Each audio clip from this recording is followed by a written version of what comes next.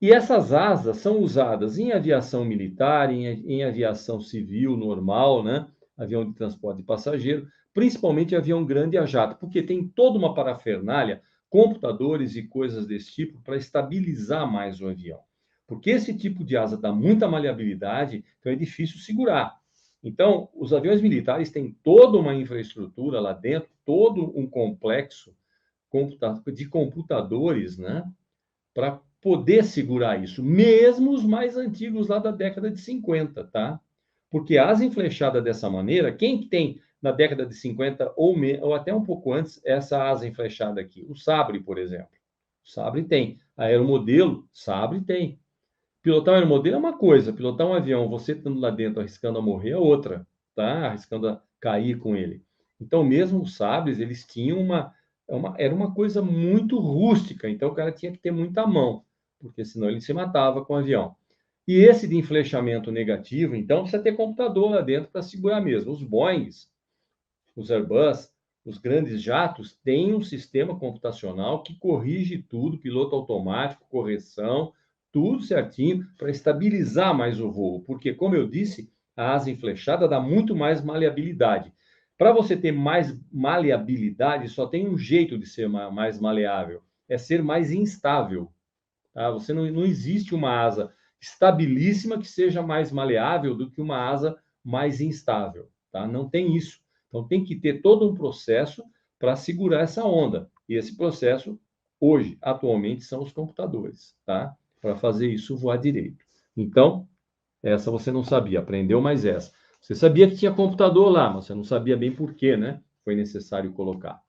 Avião a jato, depois de uma certa altitude, normalmente não se põe mais a mão. É o piloto automático que comanda, porque nós não temos a sensibilidade suficiente para pilotar direito. Dá para pilotar? Dá, mas não é bom, principalmente para os passageiros. Sem contar que o avião a jato, quando ele está lá em cima, ele voa muito perto da velocidade de stall. Então, movimentos bruscos não são aconselháveis, né? O que é a velocidade de stall? Podemos falar disso futuramente. Vamos às partes do perfil da asa. Toda asa tem um perfil. O que é um perfil? Perfil é isso aqui, ó. Você me vê de lado, tá? E a asa, como essa aqui, ó, ela tem um perfil, tá? Como essa daqui. Você aí pode não estar vendo, mas agora você vai ver. Olha lá, tem um perfil aqui. Embora aqui tenha uma outra coisa que eu não coloquei nessa sequência de slides, que é o inglete. Tá aqui, ó, na ponta. Mas tem um perfil de asa aqui. A asa lá do Sukhoi também tem um perfil. Toda asa tem um perfil, tá? Então, vamos voltar aqui para a nossa explicação. Um perfil de asa é formado por algumas partes. Então, tem, olha lá. Eu vou mostrar em figura, tá? Não se preocupe. Tem o extradorso, que é a parte superior do perfil. O intradorso, que é a parte inferior do perfil. Tem a corda. Estou tomando água, pessoal. Que é a corda, é a linha reta que une o bordo de ataque ao bordo de fuga do perfil aerodinâmico. Bordo de ataque, bordo de fuga. Características também de uma asa, vamos falar mais à frente agora. Envergadura, o que é envergadura, tá? É a distância entre as pontas das asas, é o comprimento da asa, tá? Área da asa é toda a área em planta, inclusive a porção compreendida pela fuselagem. Sim, porque a fuselagem também tem uma área. Vamos ver aqui? Tá aqui, pessoal. Aí nós temos um perfil, tá? De asa. Então nós temos aqui, ó, na frente, o bordo de ataque. Por que se chama bordo de ataque? Porque o avião voa nessa direção, então ele ataca a massa de ar que vai passar aqui. Então, bordo de ataque. Bordo de fuga. O ar, ao passar aqui, foge pela parte traseira da asa, bordo de fuga. Extradorso, essa região côncava, convexa, essa região convexa que você está vendo aqui. Então, repetindo, extradorso, essa região convexa que você está vendo aqui na figura. Intradorso, essa região de baixo aqui da asa, é o intradorso. Algumas vezes o intradorso é côncavo, tá? Existem nervuras que têm esse perfil que você está vendo nessa linha que eu estou passando o mouse aqui, ó. Um perfil côncavo.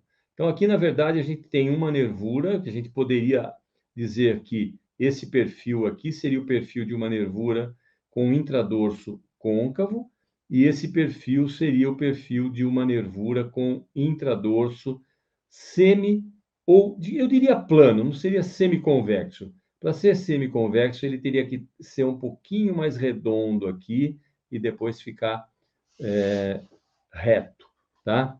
O que é a corda? A corda é uma linha que une essa ponta do bordo de fuga, olha, ela aqui está tracejada, dá para você ver ela aí na sua TV ou no seu computador, e vem até o bordo de ataque. Então, uma linha que une o bordo de fuga com o bordo de ataque. O que é esse negócio aqui, ó? Isso aqui é o centro de gravidade dessa nervura.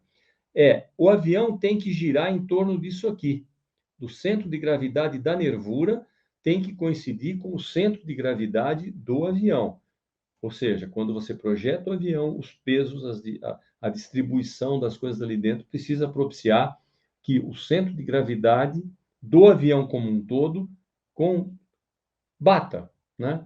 Ou dê certinho, ou muito pouca variação do centro de gravidade da nervura, que normalmente olha, 1/3 da nervura. Se a gente botar o mouse aqui, estamos dividindo a nervura em 3/3, aí no perfil, né? Nervura é um perfil de asa cortado de madeira, cortado de aço, cortado de alumínio, cortado em Depron, como você quiser aí para fazer o seu aeromodelo, tá? Então, essas são as características de um perfil de asa, né? Tá? E aqui nós temos em verdinho a espessura da nervura. Mas tem diferença? Faz alguma diferença essa espessura? Faz muita diferença porque muda o formato da nervura aqui, ó. Tá? Uma nervura desse tamanho, com uma espessura maior que essa, nós teríamos esse formato que eu estou desenhando aqui, olha só.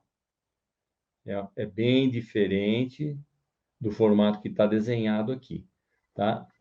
Aí dá para perceber, por exemplo, se nós considerarmos essa linha aqui, com essa linha aqui, então nós percebemos que aqui embaixo nós temos uma nervura praticamente quase que biconvexa e muito diferente essa curvatura, tá? Dessa curvatura.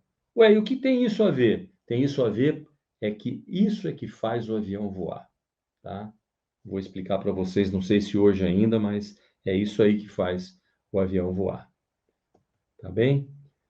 Então, eu já falei, olha, do intradorso, falei da corda, tinha slides aqui, eu não me lembrei de mudar, falei da corda, já expliquei para vocês aqui a corda, tá? Que vem daqui aqui, ó.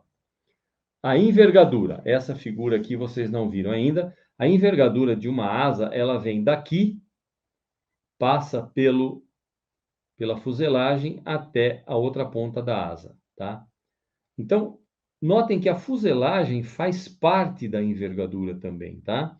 Ou seja, a largura da fuselagem é que dá a envergadura dessa asa. Por quê? Porque a fuselagem ela tem uma estrutura aerodinâmica, ela tem um formato aerodinâmico que também pode ou não colaborar com a sustentação do voo de um avião ou de um aeromodelo, tá ok? E olha, outros termos que eu usei aqui, raiz da asa, ó. A raiz da asa é aqui, ó, tá? Essa é a raiz da asa, é onde a asa ela entra ou está fazendo interseção com a fuselagem, tá? Aqui o bordo de fuga, o bordo de ataque, aqui a corda, fica fácil de ver agora, né? A corda, e tem mais duas coisinhas aqui que depois a gente vai falar que é flap e aileron. Área da asa. Pessoal, o que é a área da asa? Aqui também nós temos outra vez aqui, olha, o perfil, dá para talvez ver melhor ainda. Bordo de fuga, corda, intradorso, a espessura, extradorso, bordo de ataque, tá? Então dá para a gente ver bem aqui. E o que é a área da asa? A área da asa é a superfície plana, rebatida da asa. Olha, é essa área contida pela asa toda, olha, inclui a fuselagem, tá? Vem aqui, dá a volta, e inclui a fuselagem. Então, tudo isso aqui que está em cinza é a área da asa. Então, é com essa área de asa que o avião voa. Sim, porque a fuselagem tem um papel também aerodinâmico no voo, tá? Então, eu acho que agora ficou bem claro para vocês o que que é isso, né? E interessante que aqui ele mostra a corda na raiz, que é essa distância aqui, ó. Ele fez aqui tá sendo feito um alongamento, ele que eu digo é a figura, né? Ela foi feito aqui um alongamentozinho assim, para a gente medir aqui facilmente, então, a corda na raiz, ou o tamanho da maior nervura na raiz da asa aqui, ok? Vamos para frente. Uma asa semi-aberta. Olha, isso aí é uma asa de avião. Ah, Daí, para que você está mostrando a asa de avião aqui? Porque a zero modelo é igual. É assim também. Vocês viram na outra foto, né, que eu mostrei para vocês. E aqui, a asa de aeromodelo, a asa de aeromodelo, Adair, não é feita de alumínio. Quem disse? Existem aeromodelos feitos de alumínio, com asa de alumínio, com uma construção igual essa que você está vendo aqui. E aqui nós estamos vendo a longarina. Olha que interessante. Aqui mostra uma coisa que eu falei para vocês sobre a espessura ou resistência da longarina. Você percebe que aqui mais próximo à raiz, olha, daqui para lá, a longarina está fechada ou semi-fechada. Ah, Daí, isso não é, isso é do desenho. Eu falei, não, isso é do projeto. Daqui para cá, a longarina está vazada, daqui para lá, ela está fechada. Então, ela está como uma viga em I. Por quê? Porque o maior esforço da asa se dá nesta região aqui da raiz da asa. Então, nesta região aqui, é que a longarina precisa ser mais forte, tá? Depois ela pode ir enfraquecendo aos poucos.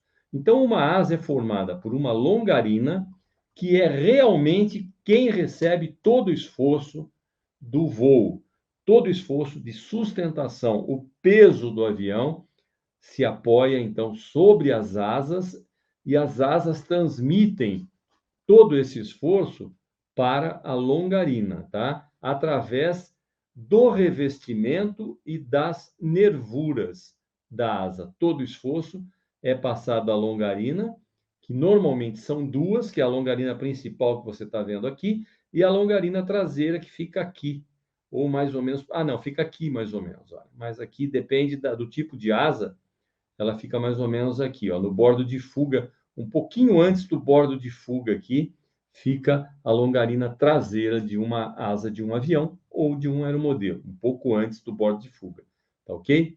E ligado aqui nós temos o flap e o aileron, que a gente vai falar disso depois, né? Tá bom? Então vamos lá. Aqui então, sim, agora todos os componentes da asa, voltando a falar neles, nós temos o aileron e os flaps. Os outros componentes você já conhece, mas aqui está mostrando aqueles que ainda a gente não falou detalhadamente deles, né?